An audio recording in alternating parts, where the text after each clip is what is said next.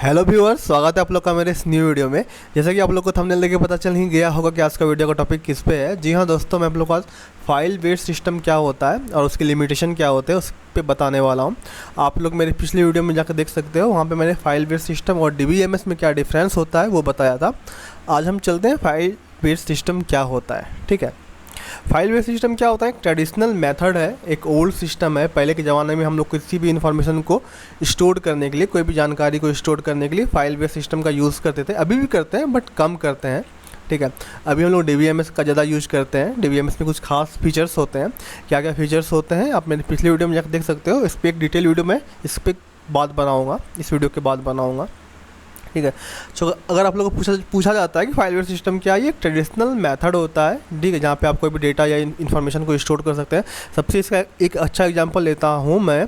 अगर आप लोग अपने सिस्टम में, अपने कंप्यूटर्स में कोई भी इन्फॉर्मेशन को स्टोर करते हैं, आपका वर्ड हो गया, एक्सेल हो गया, पावर पॉइंट हो गया, कोई भी इन्फॉर्मेशन को आप खुद के लिए स्टोर करके रखना चाहते हो तो वो भी एक फाइल बेस्ड सिस्टम ही कहलाता है। ठीक है, एक और एग्जांपल लेता हूँ। हम लोग ऑपरेटिंग सिस्टम यूज़ करते हैं ना। ऑपरेटिंग सिस्टम में जब हम लोग ऑपरेटिंग सिस्टम इंस्टॉल करते हैं अपने कंप्यूटर में, जो सी ड्राइव में जो भी इन्फॉर्मेशन इंस्टॉल हो जाती है वो भी फाइल बेस्ड सिस्टम है। ठीक है, कुछ बहुत सारा इसका डिसएडवांटेज है। ये डिसेंट्रलाइज्ड वे में काम करता है, सेंट्रलाइज्ड नहीं है। ठीक है, मल्टीपल यूजर इसे एक साथ यूज़ नहीं कर पाते हैं। ठीक है, अगर कोई चेंजेस करना चाहते हो हम लोग तो चेंजेस में बहुत टिपिकल होता है, मतलब कि पर्टिकुलर सभी जगह पे सभी इन्फॉर्मेशन के पास जा जाके हम लोग को आप उसमें चेंजेस करना होता है। ठीक है, आप लोग को डेफिनेशन पूछता है तो ये डेफिनेशन आप लिख सकते हो। File based system is the traditional और old system for data storage. ठीक है, it is a collection of application program that perform services for the user wishing to access information. ठीक है, हाँ, कुछ सॉफ्टवेयर की मदद से भी हम लोग डेटा को स्टोर करते थे इसमें पहले, जैसे कि पास्कल हो गया, सी हो गया, या कोई भी सॉफ्टवेयर। ठीक है, हाँ, एक सबसे बड़ा डिफरेंस ये होता है DBMS और फाइल बेस्ड सिस्टम में, ये डिसेंट्रलाइज्ड वे में काम करता है। DBMS आपका सेंट्रलाइज्ड वे में काम करता है, मतलब वो क्लाइंट सर्वर आर्किटेक्चर पे काम करता है। ये डिसेंट्रलाइज्ड वे में काम करता है फाइल बेस्ड सिस्टम। ठीक है, अभी के ज़माने में भी हम लोग यूज़ करते हैं बट छोटे स्तर पे करते हैं, स्मॉल स्केल पे हम लोग इसका यूज करते हैं। लिमिटेशन देख लेते हैं। लिमिटेशन क्या क्या है?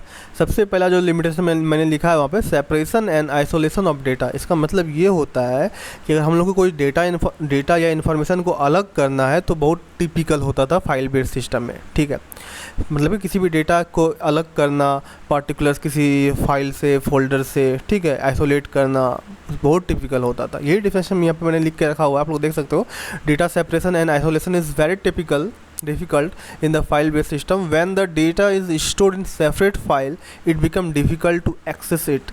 It become extremely complex when the data has been retrieved from more than two file, as a large amount of data has to be searched। मतलब कि हमारे पास बहुत सारा फाइल्स रखा हुआ है या बहुत सारा फोल्डर्स है। ठीक है, या मल्टीपल फोल्डर से हम लोग को डेटा को रिट्राइव करना है, तो उस कंडीशन में बहुत ही टिपिकल हो जाता था यहाँ पे फाइल बेस्ड सिस्टम में। ठीक है, और दूसरा है कि डुप्लीकेसी।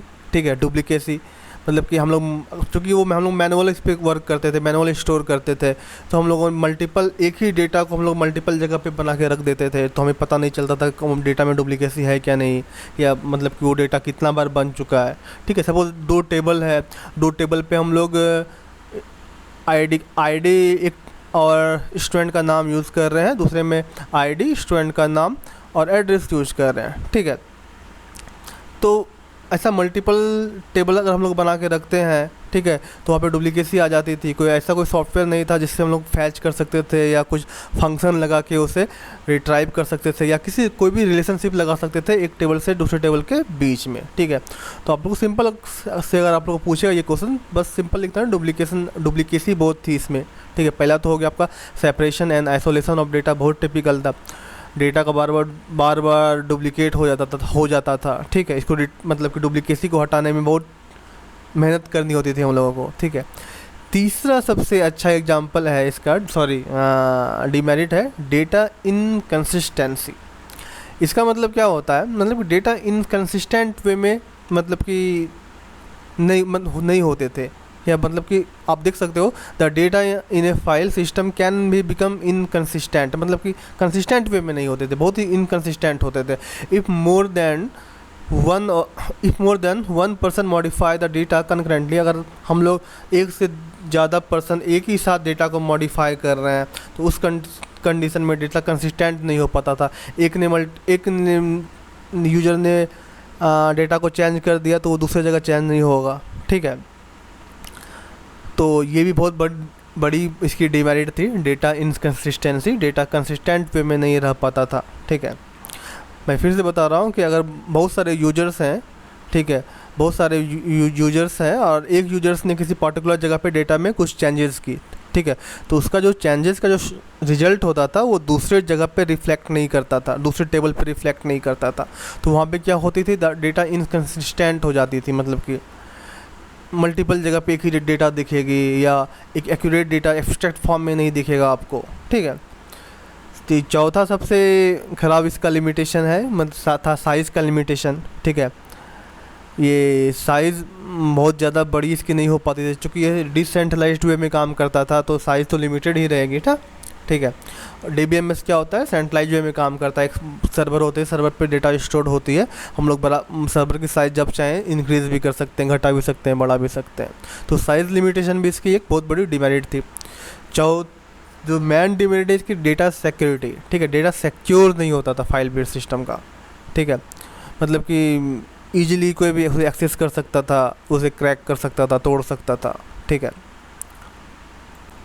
और जो एक डिफरेंस है मतलब कि जो फाइल फॉर्मेट थे, सपोज़ इनकम्पेटेबल, इसका मतलब ये है, फाइल फॉर्मेट का मतलब ये है, मैं सिंपल से समझा रहा हूँ। सपोज़ मैंने सी लैंग्वेज में कोई भी डेटा को स्टोर करने का एक प्रोग्राम बनाया, ठीक है, या पास्कल पे बनाया, किसी भी लैंग्वेज पे बनाया, ठीक है, और कोई दूसरा बंदा चाहता है उसे यूज़ करने, ठीक है, जो उसे सी लैंग्वेज उसके पास नहीं है उसके सिस्टम में स्टोर्ड, उस कंडीशन में डेटा को फैच करना बहुत ही टिपिकल हो जाता था। पार्टिकुलर एक फॉर्मेट में, जो फॉर्मेट में बना के रखा हुआ है फाइल, उसी फॉर्मेट का बंदा, उसी फॉर्मेट का यूज़र उसे यूज़ कर पाएगा, डिफरेंट फॉर्मेट का यूज़र उसे यूज़ नहीं कर पाएगा। कहने का मतलब ये है, सपोज़ हमारे सिस्टम में सी इंस्टॉल्ड है और हमने कुछ फाइल सिस्टम को स्टोर करके रखा हुआ है और किसी के दूसरे के सिस्टम में सी इंस्टॉल्ड नहीं है तो वो बंदा इस डेटा को यूज नहीं कर पाएगा, ठीक है। और सबसे अच्छी डिफरेंस लिमिटेशन इसकी ये है, लिमिटेशन ऑफ एक्सेसिबिलिटी, ठीक है। एक्सेसिबिलिटी मतलब कि मल्टीपल यूजर एक साथ से यूज़ नहीं कर पाएगा, क्योंकि ये डिसेंट्रलाइज्ड वे पे काम करता था, ठीक है। तो ये बहुत ही बड़ी डिसएडवांटेज है। इसी डिसएडवांटेज को दूर करने के लिए और भी बहुत सारा डिमेरिट को दूर करने के लिए हम लोगों ने DBMS का इजाद किया, डेटाबेस मैनेजमेंट सिस्टम, ठीक है। डिफरेंसेस वाली वीडियो आप मेरे पिछले वीडियो में जाकर देख सकते हो, वहाँ पे आप लोग को मिल जाएगी। यहाँ पे बस सिंपल से मैंने आप लोग को फाइल बेस सिस्टम क्या होता है और उसमें क्या क्या डिमेरिट थी वो मैंने बताया है, ठीक है। वीडियो अच्छी लगी तो लाइक करें, सब्सक्राइब करें। जल्दी मिलता हूँ एक नई वीडियो के लिए, तब तक के लिए धन्यवाद।